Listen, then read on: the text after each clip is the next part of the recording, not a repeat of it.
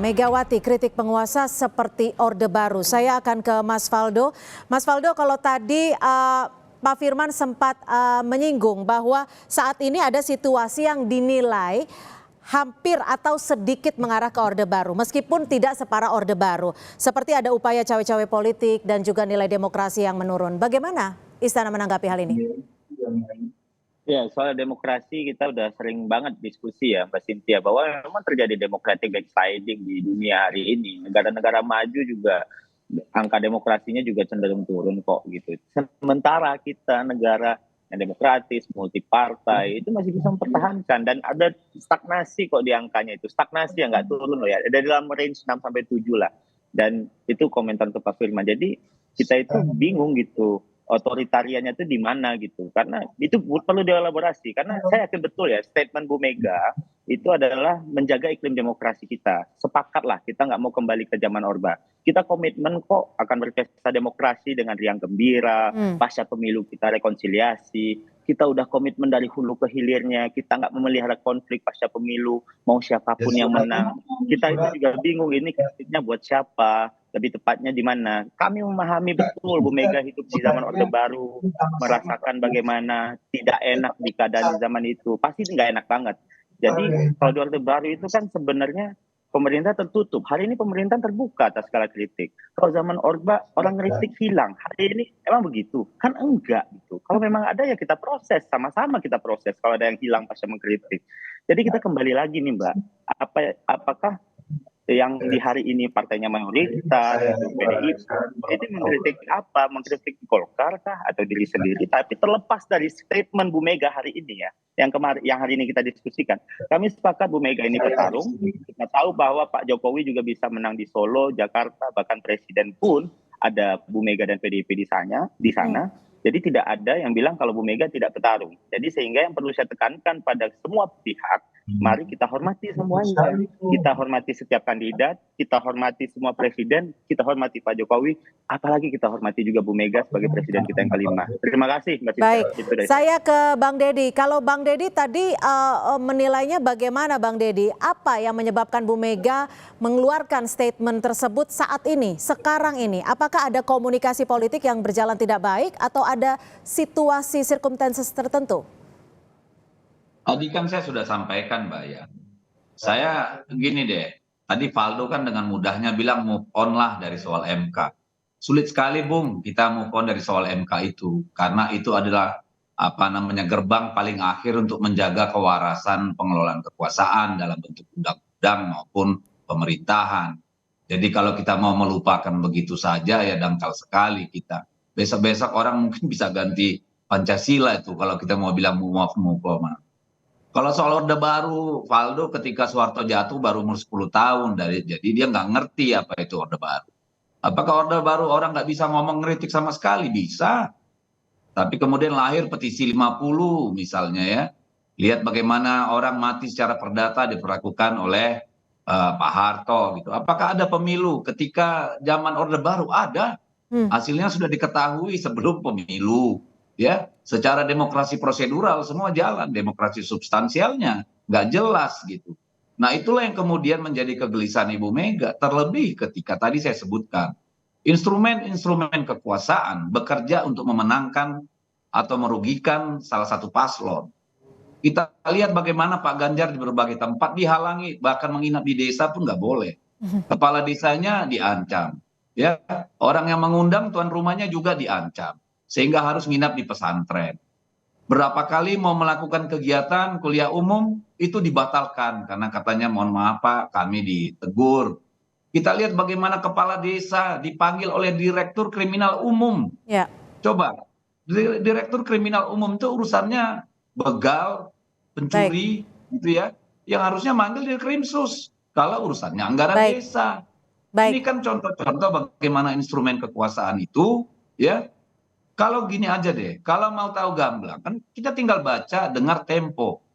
Banyak sekali hal dikupas bagaimana perilaku-perilaku busuk dari penyelenggaraan kekuasaan hari ini, yang tidak satu pun mendapat sanggahan atau tuntutan. Baik, jadi, saya akan ke Pak Firman. Pak Firman. Saya cuma mau bilang begini, ya. Kami meminta supaya ya pemerintah ini cobalah mengoreksi diri. Cobalah arogansi kekuasaan itu dikurangi. Kalau negara ini mau aman, mau damai. Karena kalau ini terus berlanjut, saya yakin Baik. ujungnya pasti akan menjadi masalah bagi negara ini. Baik, sebelum ke Pak Firman, saya izinkan Mas Faldo untuk menanggapi hal ini. Negara untuk mengkoreksi diri, karena ketika kita bicara soal kritik, harusnya ada ruang terbuka untuk dikomunikasikan atau diselesaikan. Iya, maksudnya kan begini ya Mbak, kalau soal ya gimana ya, kita kan juga tahu bahwa hari ini itu ya DPR, Bang Deddy di DPR dari fraksi PDIP ya, nggak apa-apa, bagus ya, banyaknya kritik soal demokratisasi, tapi Iya. meloncat ke Orbannya itu loh yang kita agak bingung juga. Tapi kan hari ini kita nggak mau nih mengintervensi ke arah MK ya, dan ini udah diuji juga Bang Deddy gitu. Jadi mau dibuktikan gimana lagi Bang? Teruji itu Ya kan? salah. Teruji Ya, itu dan salah. memang ada hukuman yang telah dijalankan. Terus kita mau gimana lagi? Apalagi, ya kan? Ya Jadi kita jalanin lah. seharusnya jangan digunakan hasil yang cacat itu.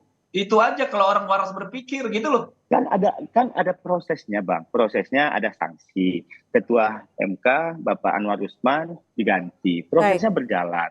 Iya, Ya kan? prosesnya Yang satu, yang membuktikan prosesnya Iya, terbukti salah. Hasilnya secara terbukti etik salah. tidak etis. Iya. Harusnya kan jangan dipakai itu barang.